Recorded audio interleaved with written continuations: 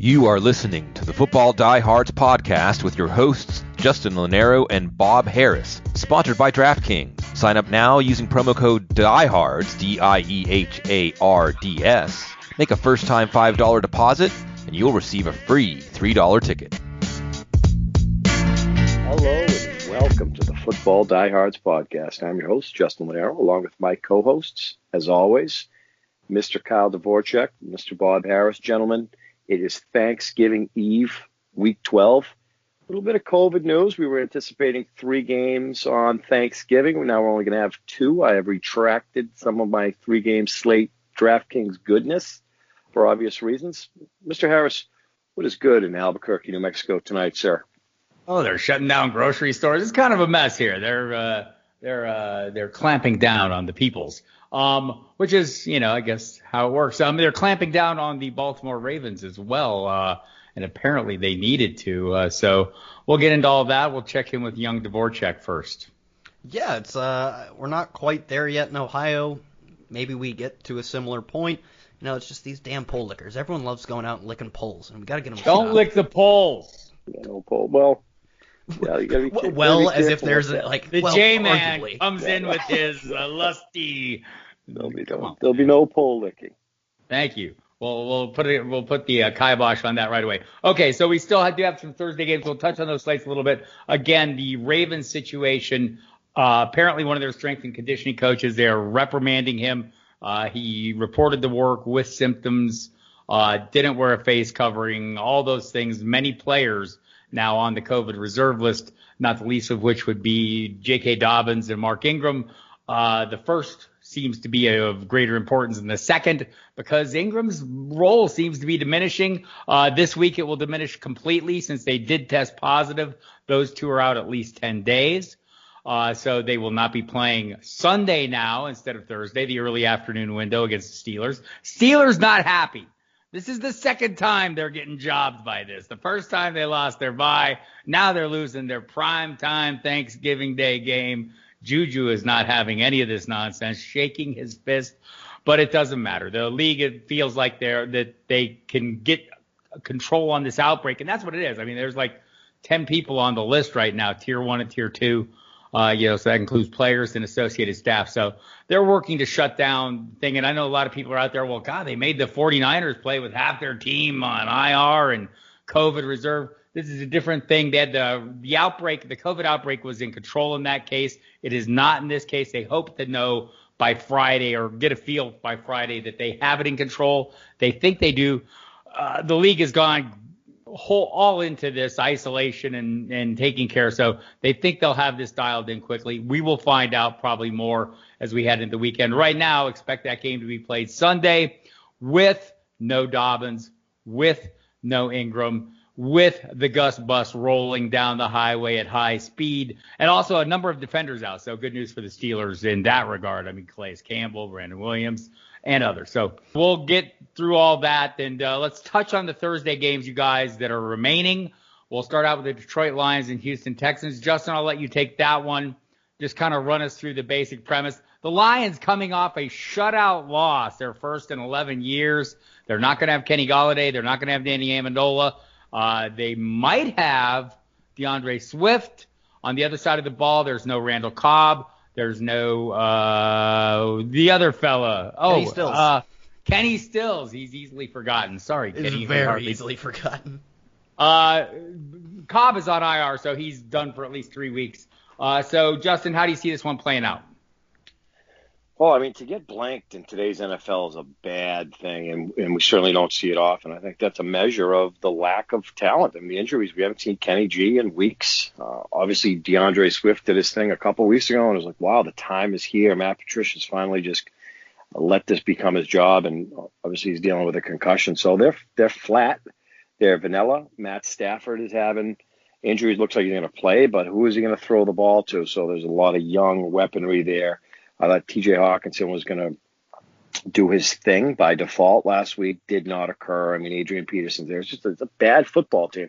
When you look on the other side, all it took was the departure of Bill O'Brien for Houston to kind of click, and Deshaun Watson is playing as good as it gets without DeAndre Hopkins. I thought that was going to be a major factor in what this kid is capable of doing. But, I mean, the talent is there with Will Fuller. Brandon Cooks is doing his thing. And we even see Kiki Kuti and Randall Cobb. So everybody's in the mix there. Still issues on the offensive line. I think, Duke Johnson and David Johnson. I mean, the backfield is a disaster as far as I'm concerned, but you got to take your hat off to Deshaun Watson. There's some quarterbacks in the NFL right now are playing out of his mind, I think, out of their minds. I think Watson's kind of going under the radar. So for me, it's going to be a Texans win because you can't score points in the NFL.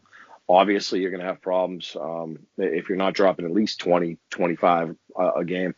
This team got blanked, and I just think there's nowhere to put the football. But it is Thursday. It is Thanksgiving, and we had the luxury of watching Barry Sanders on many of Thanksgiving games. He is not there, unfortunately. It's a sad team, but it's certainly a tradition. I'll take the Texans by at least a touchdown. Kyle, the Dallas Cowboys hosting the Washington football team. Terry McLaurin listed as questionable. Dustin Hopkins questionable. On the other side of the ball, Greg Zuerlein. There's Greg Zuerlein, Greg the Leg, questionable as well. So a little sad passing of the assistant coach there for the Cowboys, the strength and conditioning coach. What happened? What happened? Not really sure. They haven't let on a lot of details, but Marcus Paul, strength and conditioning coach, he's a former safety, played back in the late 80s, early 90s. Medical emergency the other morning. Nobody knew what was going on, and people were speculating crazily that it was Jerry Jones, that it was Mike McCarthy. But he passed finally on Wednesday, surrounded by his family. So sad news there. They'll be honoring him during the game undoubtedly. But as we look at this matchup, Kyle, the Taters, that's the Jeff Mann's word. I just went with the Washington Taters for the Redskin Taters. The football team has been playing some reasonably good defense. The Cowboys, though, looked reasonably good against the Vikings last week. How do you see it playing out? Yeah, I mean, going from the Vikings, which are one of the more lacking defenses pretty much in all phases of the game, to a Washington defense, which has, their corners aren't, downright awful. I don't think they're that bad, but it's really the front seven that's just been monstrous. I mean, Chase Young, what he did to Joe Burrow was criminal. I don't think he was the one who actually injured Joe Burrow. It was the hit that made Joe Burrow fumble. That is, man. He's a monster. You're right. He's an absolute monster. I don't think we see as much success from Dalton as we did last week, but I do think it is still an improvement over Ben DiNucci and Garrett Gilbert. I think it is undoubtedly an improvement when you have Andy Dalton, who has a track record of being a replacement level starting quarterback. That's not that bad, especially as your backup. So it's an improvement. I feel most comfortable with Amari Cooper, CeeDee Lamb. I think Michael Gallup is probably an interesting DFS play on that slate because he's cheap, although you hardly need any salary savings at this point. But we've seen a few games where he goes out and gets targeted a lot. I think it's sporadic, but the public's just going to have no part of him. So I don't know. I think it's probably definitely a less exciting game than Deshaun Watson versus the Lions defense, but maybe we see some points. I think the Dallas pass catchers are still interesting. Yeah, I think CeeDee Lamb, man, watching that guy play, what a crazy play on that touchdown. He looks play. And Dalton Schultz is a valuable play every single week. Make no mistake about it. As you're jumping into the J-Man sea of mediocrity, that's right. You're liable to stub your toe on Mr. Dalton Schultz, who's getting a consistent measure of targets. All right, so let's look at some of the news of the day before we jump into the slate, or at least news of the week would probably be more appropriate. You mentioned Joe Burrow. Done for the year. Horrible knee injury, multiple ligaments. The hope is they get him back for the start of next year. That seems like hope. Let's stretch it a little bit. But Carson Wentz suffered a similar injury, similar time frame. He missed the first 2 games when it happened to him. We'll see in that situation. But either way, they're starting Brandon Allen. Everyone's excited about that, right? Because at least he knows Zach Taylor's offense a little bit. Are we all? Yeah? No. That is Price. No, what? No, we're not playing Brandon Allen. No. Thank you, Kyle. Justin, you cheap bastard. All right. For the Carolina Panthers, Christian McCaffrey likely out again. He's back on the practice field. They have a Week 13 bye. Don't expect to see him. Teddy Bridgewater, odd occurrence in the last Sunday's game where he was basically first cleared and starting, then cleared and going to back up, and then declared inactive. It was that close, and they finally just decided to play it safe. Got a good look at P.J. Walker. It wasn't horrible. Maybe that helps him make some decisions going forward. Kyler Murray has a sore shoulder. You saw it if you watched last Thursday's game. I felt like maybe he was protecting himself, and not running as much. Kyle, any thoughts on that?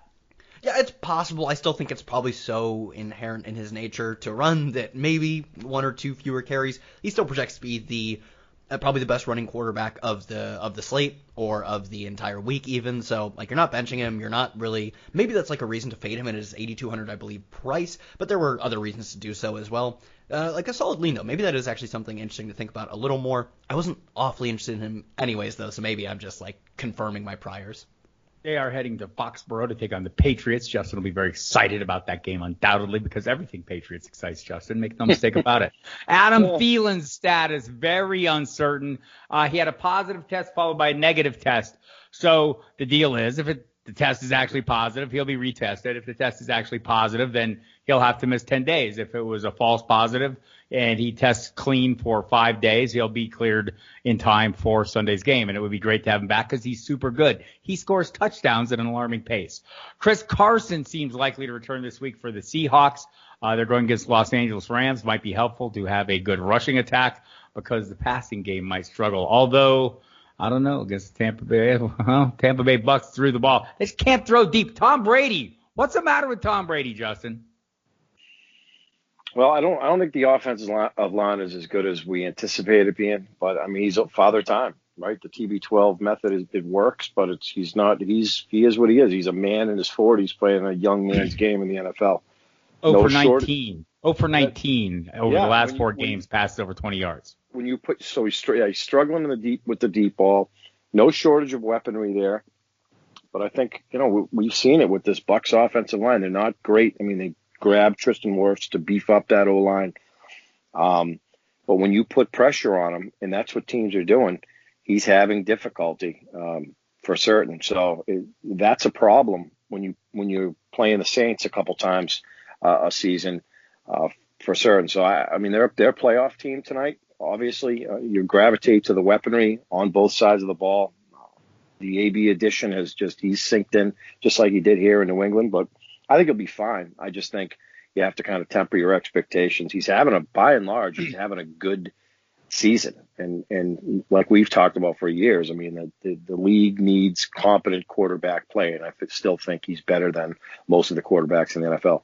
I think it's interesting. He tends to wear his emotions on his face. You can see beaten Tom Brady way more often than we've seen beaten Tom Brady in the past. You see the determined Tom Brady that we most often recognize on those final drives, etc. Still at times, but it's been a little bit rough in the no biscuit offense. Not getting a lot of biscuits. Carson Wentz not getting many biscuits either. Barely holding on to his job. Why is that, Kyle?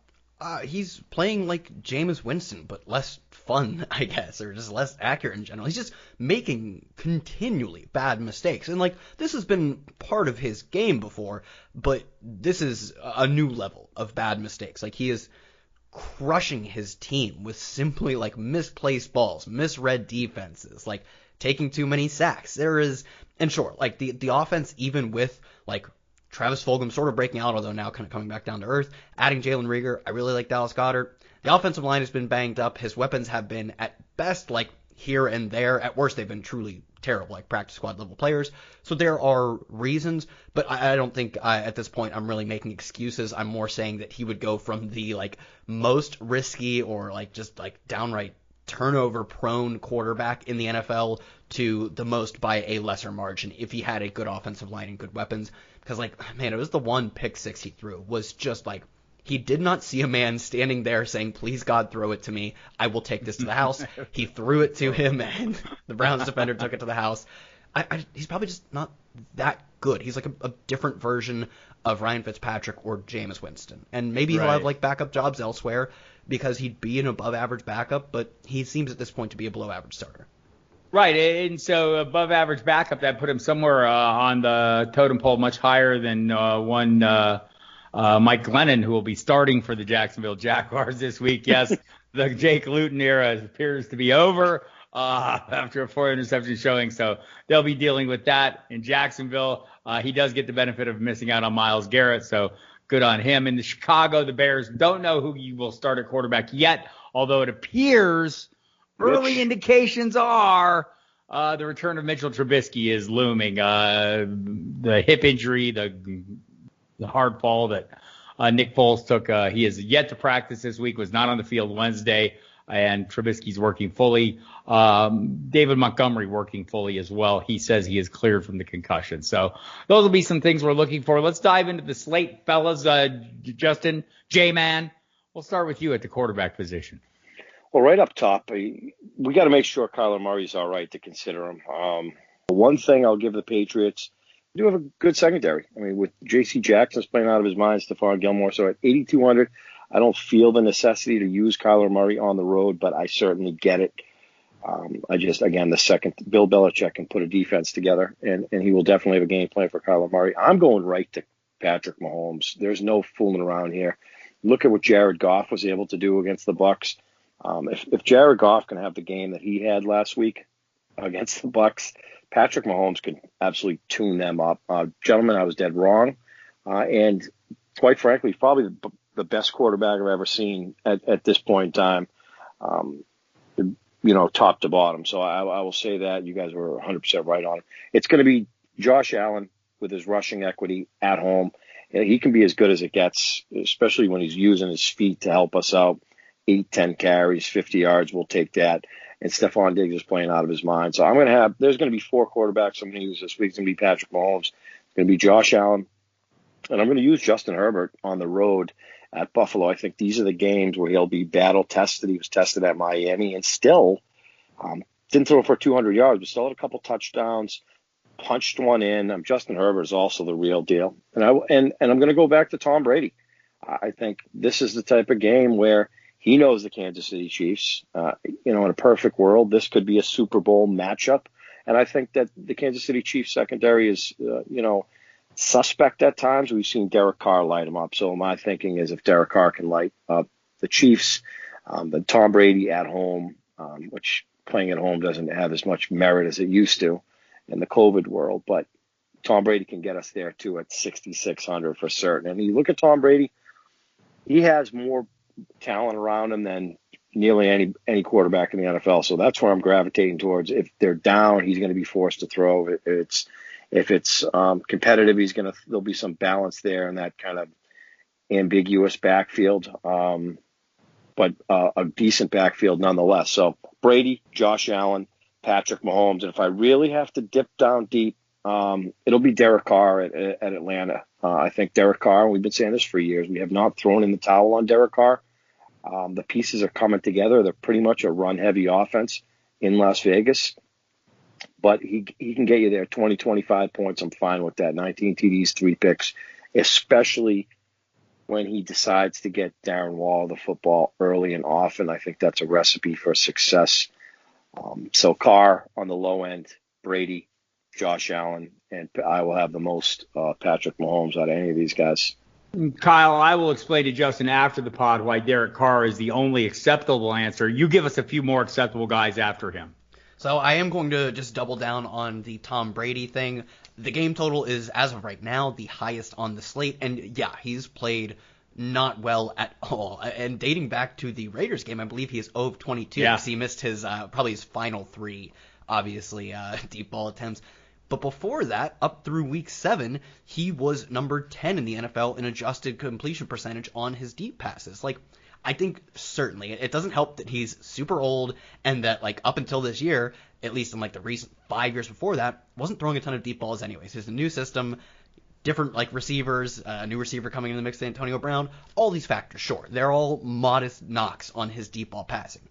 0 of 19 does not seem sustainable for the worst quarterbacks, let alone Tom Brady. So simply put, I'm just going to fade the recency bias of 3 weeks of bad Tom Brady play. The guy has 2 decades of good play before that. I'm going to rely more on that and let people fade him at their own risk. Moving down, I'm back on Teddy Bridgewater. I think he's mostly healthy, like we talked about at the beginning. He almost could have played last week. I'm not entirely sure, but he seems like if he could have played last week, he gets the extra week of rest. Should be fine. I believe he's a full participant in practice as well. this offense has been a pretty impressive turnaround from years past, whereas not only were they kind of relying on not gimmicks, but just, using a running quarterback, which is an efficient way to run the football at least, but they weren't really exciting to pass with. Now that is kind of flipped in that, sure, Teddy Bridgewater has some rushing equity, but it's simply that he is passing fairly well. I believe he has 3 or 4 games of 20 or more DraftKings points this season, a lot of multi-touchdown games, and when I play Teddy Bridgewater, I almost know for certain that I am getting my stacks right because they have 3 viable pass-catching options. 2 very obvious ones. Robbie Anderson at 6,100 is just like a bad price, so him as a top 10 air yards and target share guy is like the easiest stack of my life, playing him with Teddy Bridgewater. If I'm going down a little more, I think those are clearly my 2 favorites, but Matt Ryan, just another guy who, if I'm paying down 5,900 for a guy who they are passing at one of the highest rates in terms of 39 roundabout passes per game, that is top 10 in the NFL, and like they have 2 incredible receivers as well. I'm looking at the prices on his receivers, specifically like Julio Jones, well under 7K at 6,500. It makes me want to play some Matt Ryan because I know I'm playing a lot of Julio Jones. So for me, outside of some of the good guys Justin named, obviously, looking at Teddy and Matt Ryan specifically. 43 is old. Child, please. Go with your running back, Kyle. So at running back, I was last week hesitant to play Dalvin Cook. I'm a little less so, mostly because the quarterbacks I'm playing are a bit cheaper. I'm more comfortable getting up to Dalvin Cook, and he's in the same game that I was just talking about. So I think I'm pretty much fine with doing maybe not the most correlated thing in running back versus my quarterback stack as opposed to receiver versus quarterback. I'm still fine running it with Dalvin Cook, or even using him simply as like a secondary stack, playing just one of DJ Moore or, Robbie Anderson and running it back with the Dalvin Cook. So I'm more comfortable paying up for him this week. The only other guy I'm really interested in paying up in that, like, the top tier of like Derrick Henry, Alvin Kamara, and Dalvin Cook is Derrick Henry. I think he's just going to be super low owned. I'm not going to be crazy exposed to him, but I'm not really concerned with this Colts defense. They've had a pretty easy strength of schedule, so I think, right now they're supposedly 7th in opponent, position ranking versus opposing running backs. I don't really care. Derrick Henry, he was fine against the Ravens of all teams, so I'm going to rely on the volume, and the volume at what I think will be probably low ownership. Last guy, maybe interesting to pay up for, is Nick Chubb. I think he's just negatively correlated with James Robinson, who's going to be chalk on a team that doesn't score a lot of points, and they should continue to not score points with Mike Glennon under center. The cheap guy, he's not incredibly cheap, but the cheap guy I'm looking at right now, he's listed as questionable, which is a little concerning, and of course we have to get the Austin Eckler news, but really either guy. Austin Eckler, I believe, is only 6,100, which is just insane. If he does end up playing, I'm playing some Eckler because I think it's a really good game to target. And if he doesn't, Kalen Ballage is averaging 16 carries and I believe 6 targets in his 3 starts, or technically his first game wasn't a start. But he is simply handling the rock on a team that runs at an above average rate and is averaging the 2nd most plays per game in the entire league. That is a large enough pie that even if he gives away 5 or 6 carries to Joshua Kelly, he's still the lead back on a team that produces a ton of points. They play fast and they run the football. I love Kalen Ballage, and that's the most 2020 thing I could have said. Good Lord, that is freaky. Justin, I need running backs. You'll provide them. Yeah, 2020 has been sad. I invested quite a bit in Alvin Kamara last week with Taysom Hill playing quarterback. I thought that he would see a ton of it was bad, and I have numbers to show for it. Did not have a reception. The injury, I guess, he's been limited with the foot. They didn't get a lot of targets either, man. Nothing. So Latavius Murray was in the mix. I was off of Dalvin Cook. I wasn't off him. I had exposure to him, but I didn't have nearly enough. His ownership was through the roof, and it's justified. And it's justified again this week at 9,500. This guy, and we've been saying this for a couple of years, he arguably, if not the best running back in the NFL. The volume is there. He gets his work in the receiving game. Not quite Christian McCaffrey. His price tag would reflect the same thing as healthy Christian McCaffrey would. But so that kind of scares me. But this is a run-heavy offense, and Dalvin Cook is going to get the football as much as anybody, and his upside is as high as anybody. He's also, had his – I think his floor is probably right around 20, which doesn't kill you. The usage will be – they might lean on him more without Adam Thielen, but I think that speaks more to Justin Jefferson. I will have an awful lot of Dalvin Cook this week. Kind of hesitant about Alvin Kamara because I got burnt. But you might go back to him. I would assume that the foot is feeling better, and they might not need him a heavy dose of Alvin Kamara. 8,200 in comparison to 9,500 Dalvin Cook. more revelations will happen as the week progresses.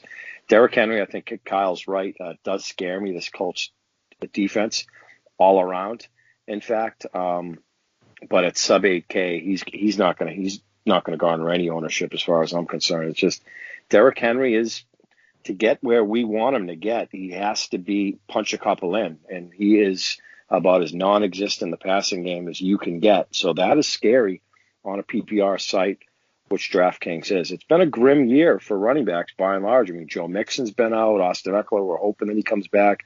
Obviously, Christian McCaffrey. So it's a bleak position. I think we were hoping that we would see J.K. Dobbins this week. We will not. So if I have to pick two this week, and my list is not long, it's going to be Dalvin Cook.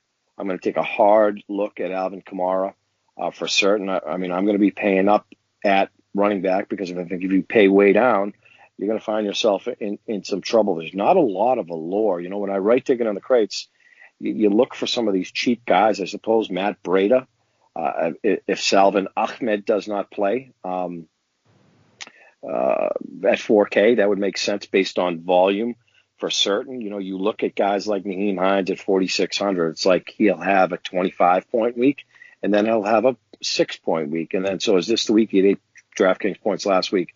Is this the week? So he's more of a tournament play, but I get Nyheim Hines is just not used as much as I want him to be. So, I mean, unfortunately, it's going to be, if you're paying for Dalvin Cook and Alvin Kamara, you might end up with a Wayne Gallman, which, despite, I mean, yeah, it sounds okay. Not that bad. Not that bad. It's not that good either. I mean, he has been 5, but 5 touchdowns in the last 4 games, so he's punching them in. But the reality is it's 15 rushes, 50, 60 yards. So he'll get you 15 DraftKings points. But when you're paying 5K, I got to get a little more than that. I mean, I need that at 5K. He comes off to me as still like a $4,500 player, which if I'm going to do that, it's probably going to be James White. I mean, where Rex Burkhead is out now, I think, and for years and years, this has just been the case. James White is that receiving back, old reliable, if you will, 9 targets last week. We like that. And 4,500, I think he can get us there. I think an up-pace matchup against the Cardinals at home, James White can have 6, 7, 8 catches any week. I've seen it a dozen times. So tonight, there's some uncertainty in the middle with, I'm going to use Patrick Mahomes. I'm probably going to pair him with Travis Kelce or Tyreek Hill. And then, I'm never opposed to using a running back in a stack. So Clyde Edwards-Helaire at 6,400 will be a sneaky play. People look at that Bucs run defense and be nervous, as you should be. But at the rate that Patrick Mahomes pushes the ball up the field, I could see Clyde Edwards-Helaire having a couple touchdowns. So it's Dalvin Cook I will have the most of. Don't love the price tag. I would love to know that Alvin Kamara is going to be involved like he ordinarily is and not last week. Clyde Edwards-Helaire, I think we have to keep a close eye on Austin Eckler, definitely in that matchup against the Chargers and the Bills. I think that game has a sneaky shootout type look tonight. And Matt Breida, 4K, if Salvin Ahmed does not play. And it's going to be in Nyheim. I will have exposure to Nyheim Hines in tournaments. I think it's just one of those spots where he could get 25 DraftKings points, zero certainty there. And I will have some James White as well. It's really turned into a grim position. When Kyle starts touting Kalen Ballage back-to-back weeks, we know it's been an odd year. Grim, scary, bleak. That's it, Kyle. We'll have no more serial killer talk with Justin prior to the program.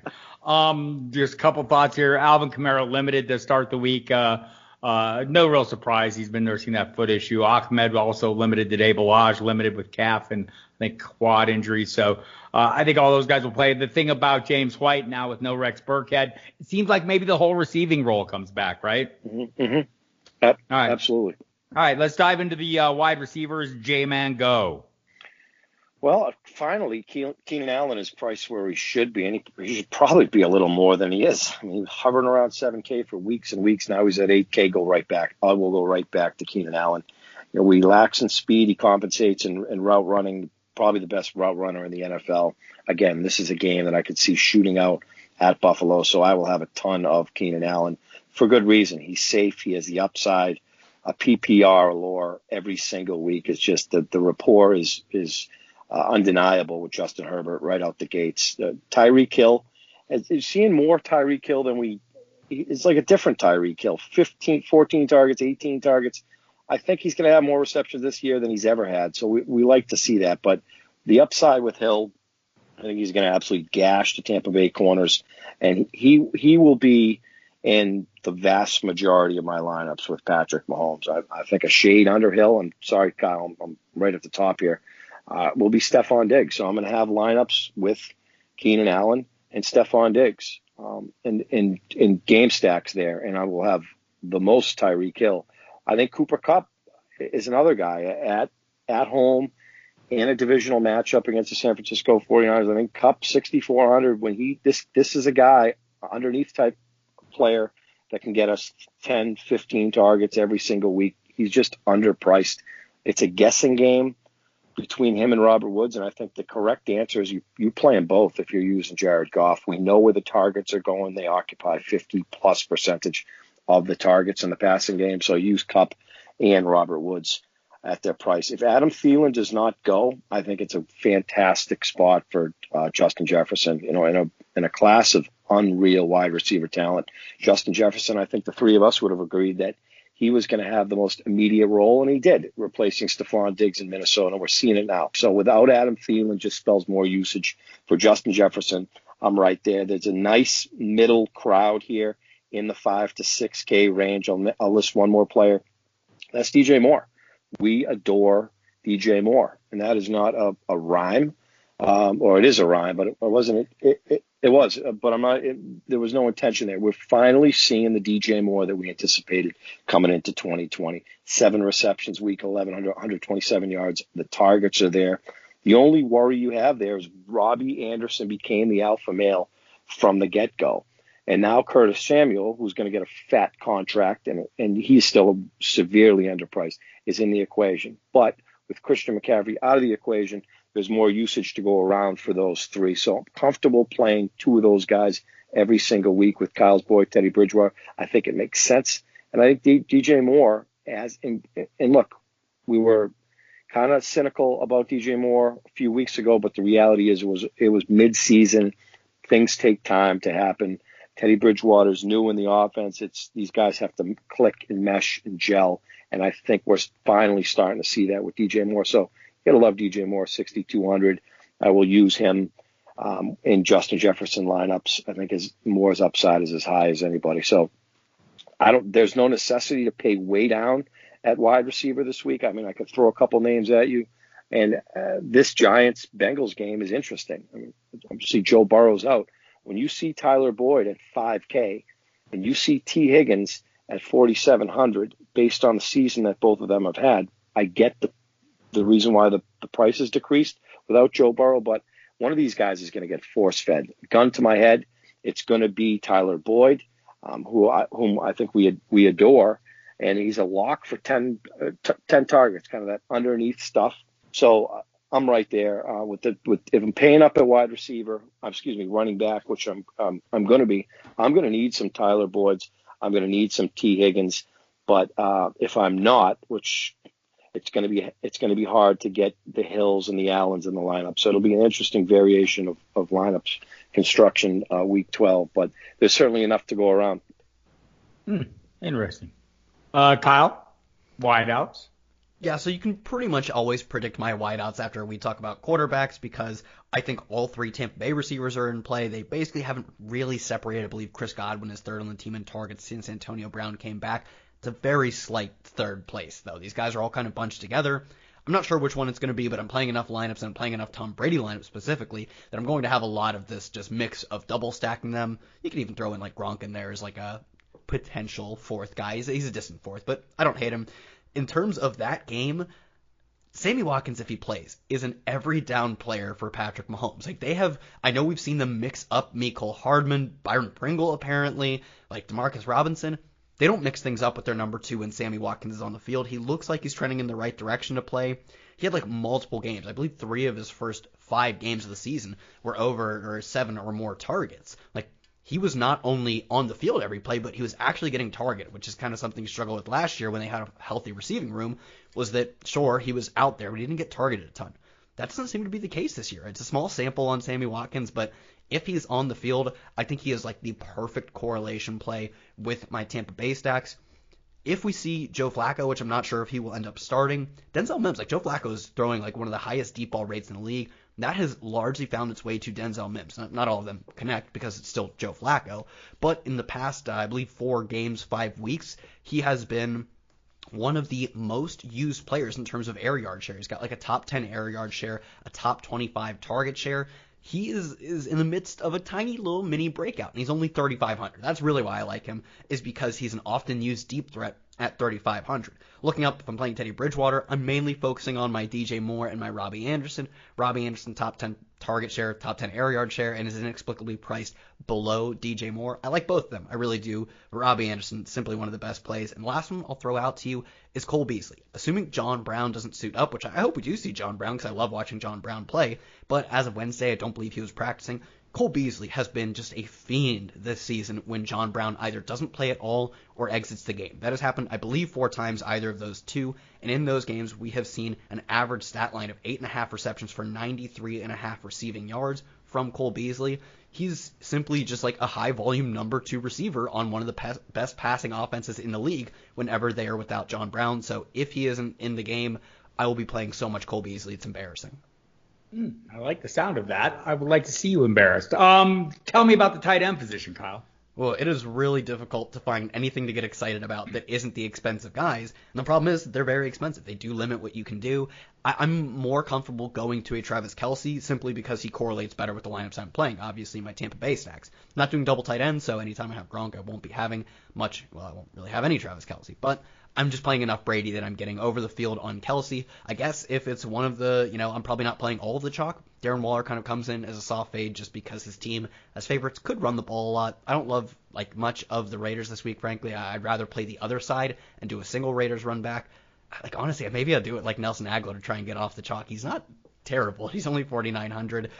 He's been, I don't want to go. It's been better than you would. I kept being skeptical, and he kept slapping me in the face with a touchdown at all times. I don't know. No, I agree. I'm glad we're on the same train that I'm not just going to get roasted for bringing up Nelson Aguilar. He's a first-round pick. He was a wide receiver 2 in terms of fantasy points in his 3rd season, wide receiver 3 in his 4th season, and he kind of fizzled out, but he wasn't like a bad prospect. He had some production, and now he's producing on a good offense. I don't hate him. I think he's like an interesting leverage play off of my soft fade of Darren Waller.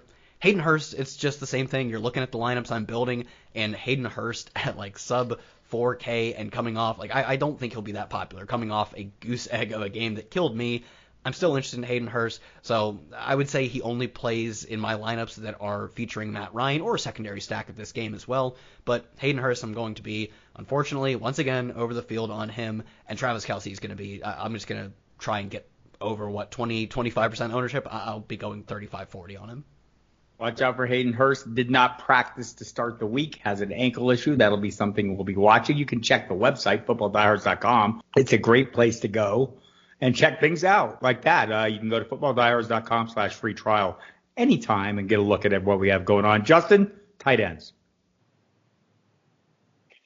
Yes, the sea of mediocrity is deep and it's scary. And when you use Logan Thomas and anticipate 10, 15 points, you get shafted. And that's why it is called the sea of mediocrity, because it is mediocre at best. So, look, there's obviously some hesitancy when you see Kelce 77K plus, but you're getting wide receiver 1 production. That's the way that you have to view it.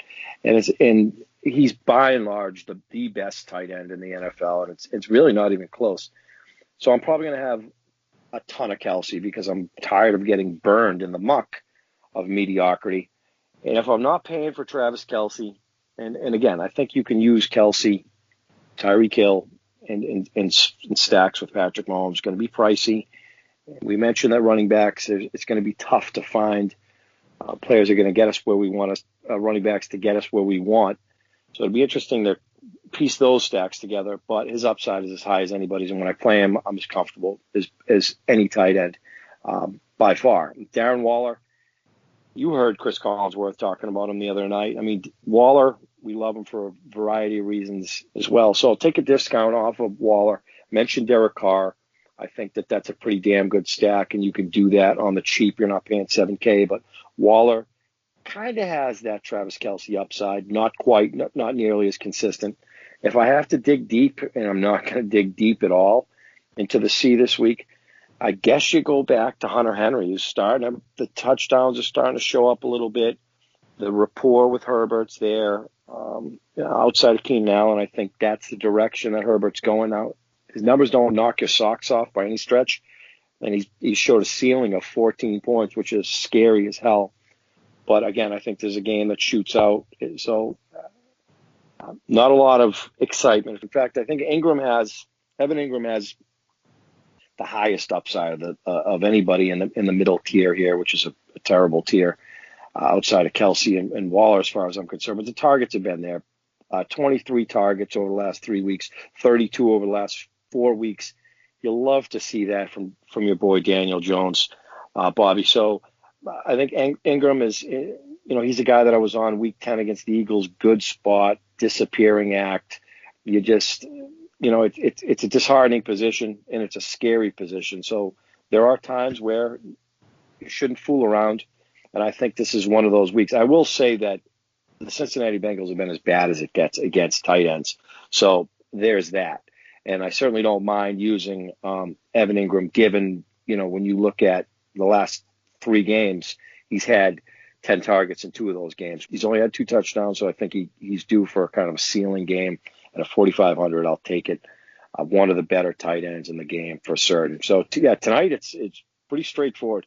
Travis Kelce, Darren Waller, maybe Hunter Henry, but I'm leaning Evan Ingram. And outside of that, there's not too much excitement. Prepare for the rise of the dimes. It's time, people. Also, you learn something new every week. I knew somebody out there actually listened to Chris Collinsworth. I didn't know who it was or that I knew him. So congratulations to that, Justin. Who's the defenses you like? Well, there's a couple, and I'm not going to fool. Look at this, gentleman. Miami Dolphins. My Dolphins are the highest ticketed defense this week against the Jets, 4,200. They do it all. This Brian Flores unit will not be going there. They have come back to earth, but I get the price, primarily the spot, and the Jets are absolutely atrocious, so I get it. I will be using defenses within this 3K range, starting with the Saints at Denver. First of all, you're not going to be able to run the football against the New Orleans Saints at all, so that is going to force Drew Lock to throw the football, and they're loading their secondary as well. So this is a defense right now that's playing as good as any defense in the NFL. They're doing it all: picks, fumbles, sacks. Obviously, they're better in the dome, but they've been decent on the road too. They went to Tampa Bay and did play okay. As far as the unit is concerned, I think they're the best team in the NFC South. A couple of months ago, I would have told you it was the Bucs, but as time goes on, as we've mentioned, the teams start to gel, and when you really get a feel for what the identity of the team is and how good they actually are. So the Saints are my number 1 defense this week at 3,800. Again, I'm not screwing around. I get the Giants play against the Bengals on the road, but if I'm going to spend 3,200, I can finagle 600 more because, again, I do want that stability. I know Kyle likes to pay down. A lot of DFS players do, but it can get you in a jam. The last defense I'll name is the Cleveland Browns. They showed up against the Eagles last week, and Carson Wentz kind of made their job easy.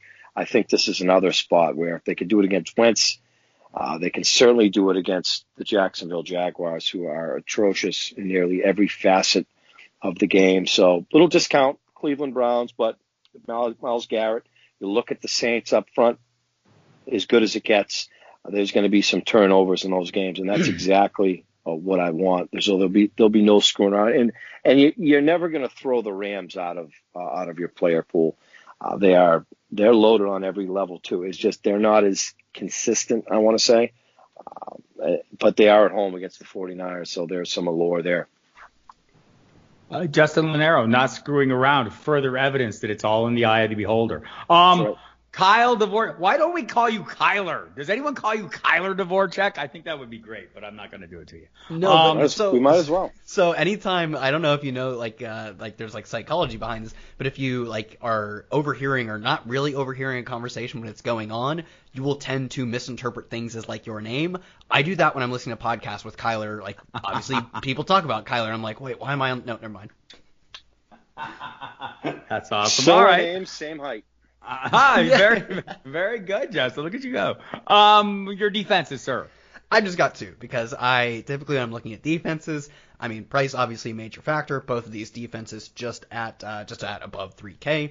It's the Browns and the Giants. I'm looking to face off against probably the two worst starting quarterbacks of the main slate, Mike Glennon, Brandon Allen. Yep. Like I just give me backup quarterbacks on teams that were not like great with starting quarterbacks either. It's not like, oh well, if Mike Glennon would just, he's got a great system, a great offensive line, a great cast of receivers. No, like they're not terrible, but it's not like he's in a position to be successful. And the same thing, especially the same thing can be said for the Cincinnati offensive line. Not going to do Brandon Allen any favors. So I'm just going to take the two. They're a little expensive for my taste, but I like playing against backup quarterbacks. Both of those defenses at just over 3K allow me to do that. Very good.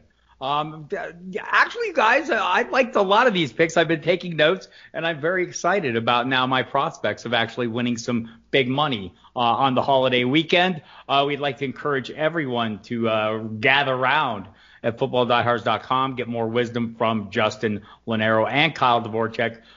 Justin's digging in the DFS crates, as he mentioned, is up and available now. Kyle's cash game and GPP lineup breakdowns available now. All kinds of other good stuff. If you want to go there, go to footballdiehards.com/free trial. When you say, wow, this is amazing, I have to own it, go to the order page, use the promo code DIEHARDS, get a discount. Fellows, what else? I think that's it, everyone. If you're listening to this before Thanksgiving, hope you have a good Thanksgiving. Stay safe, have fun, eat some good food. If you're listening to it after, I hope it was fun. I hope you did eat some good food. So for myself, at Kyle Tweets here on Twitter, for Justin Lonero, at Justin Lonero, and Bob at Football Die Hard, we will catch you guys next week.